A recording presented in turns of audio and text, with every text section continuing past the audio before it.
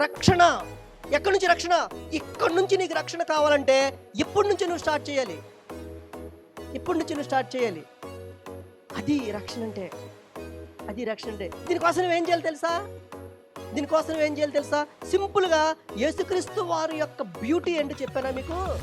యేసుక్రీస్తు వారు ఎంత సీరియస్గా వాక్యాన్ని చెప్తాడో అంతే సీరియస్గా సొల్యూషన్ కూడా చెప్తారు.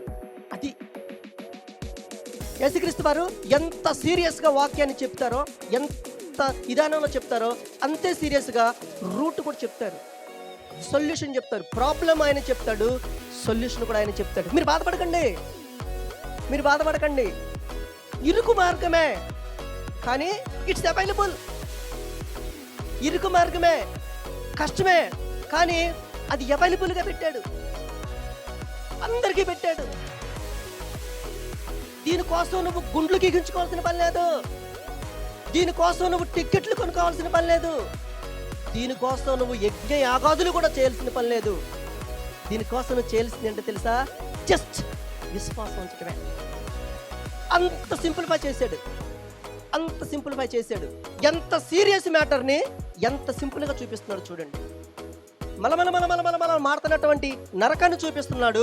అక్కడికి వెళ్ళాలంటే నువ్వు ఊరికే 70 సంవత్సరాలు కష్టపడాల్సిన పని లేదు రాబాయ్. నువ్వేం చేయాలంటే జస్ట్ విశ్వాసం ఉంచంతే. ఎంత సింప్లిఫై చేస్తున్నాడు చూడండి. మనల్ని పెద్దగా కష్టపడేటట్టు చేయడు, కష్టపడేట్టు చేయడు. ఇరుకు మార్గమే బట్ అవైలబుల్. ఇరుకు మార్గమే కానీ ఈజీ,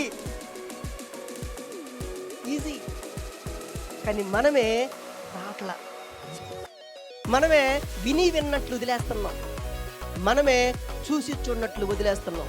ఎందుకంటే మనకి మన డెస్టినీ పట్ల పెద్దగా అవగాహన లేదు. మనం ప్రస్తుత కంఫర్ట్ జోన్లోనే ఉండటానికి ఇష్టపడుతున్నాం. మనం ప్రస్తుతం ఉన్న మన సుఖవాలయాల్లోనే బ్రతకడానికి ఇష్టపడుతున్నాం. అందుకనే మనకి ఈ విధానం అర్థం కాదు.